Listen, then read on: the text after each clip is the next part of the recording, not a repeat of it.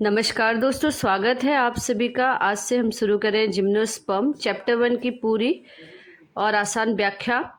यह टॉपिक पशुधन प्रसार अधिकारी Uttarakhand lecturer UKPSC, UPPSC, NEET व अन्य बायोलॉजी प्रतियोगी परीक्षाओं के लिए बेहद महत्वपूर्ण है।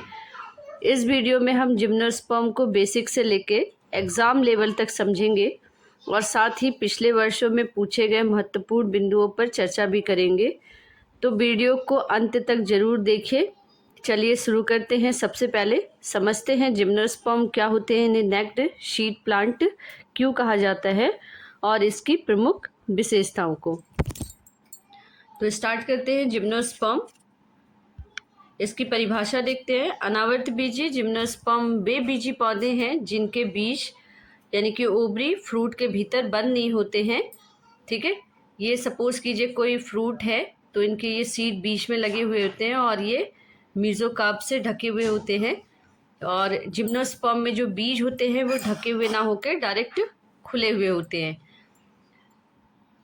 बल्कि शंकु यानी कि कोन या स्ट्रोबिलस की सल्को स्केल पर खुले रहते हैं, इसलिए इन्हें नग्न बीजी नेक्ड शीट प्लांट कहते हैं। जिम्नोस्पर्म के सामान्य लक्षण को, जनरल कैरेक्टरिस्टिक को, तो ये वीजी तथा संवहनी वेस्कुलर पौधे होते हैं। इनमें वेस्कुलर बंडल पाए जाते हैं और वेस्कुलर बंडल में जाइलम फ्लोएम प्रेजेंट है। इनमें सच्ची जड़, ट्रू रूट, तना एवं पत्तियां विकसित होती हैं।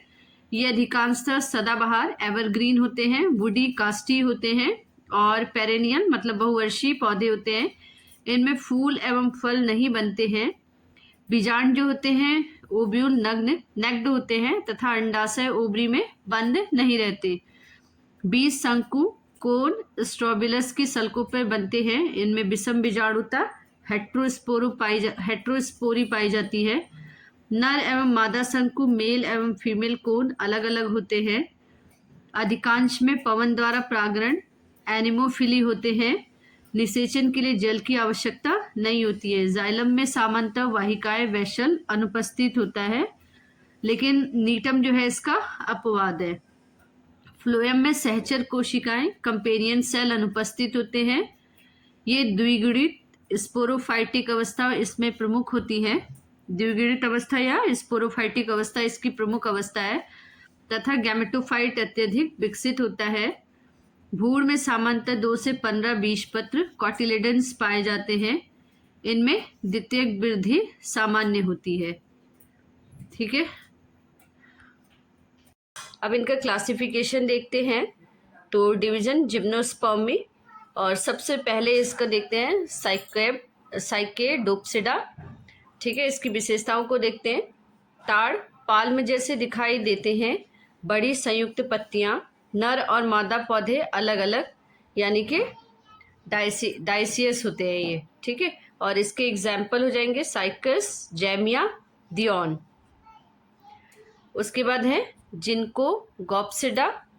इसकी विशेषताओं को देखते हैं। केवल एक जीवित प्रजाति, पंखे के आकार की पत्तियां, उदाहरण के लिए जिनको बाइलोबा, इसको लिविंग फॉसिल भी कहा जाता है। और ये मोस्ट इम्पॉर्टेंट है क्योंकि एग्ज़ाम में बार बार ये पूछा जाता है, बहुत बार ये रिपीट हो चुका है। ठीक है, जिनको बाइलोबा को लिविंग फॉसिल भी कहते हैं।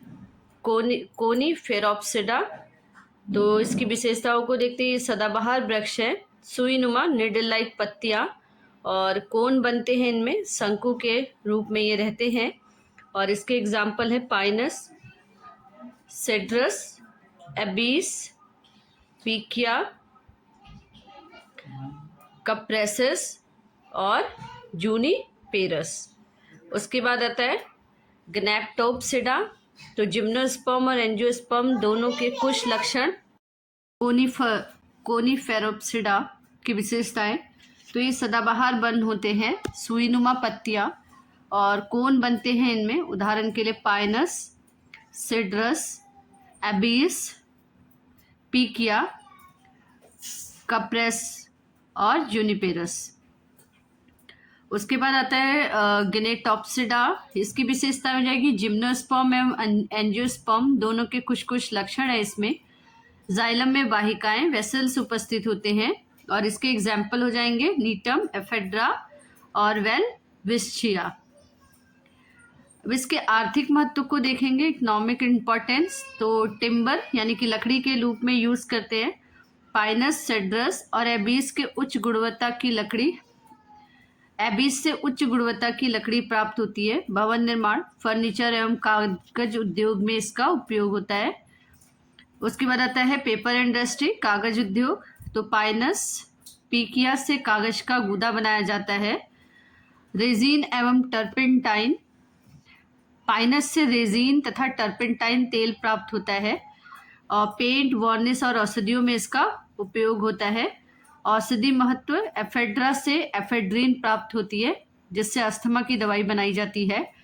टैक्सस, यद्यपि ऊपर के वर्गों में अलग से नहीं दिया गया है, इससे टैक्सोल प्राप्त होता है जो कैंसर के उपचार में उपयोगी है।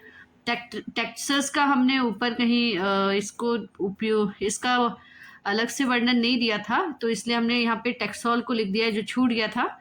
इससे कैंसर के उपचार के लिए ये उपयोगी होता है टैक्सोल।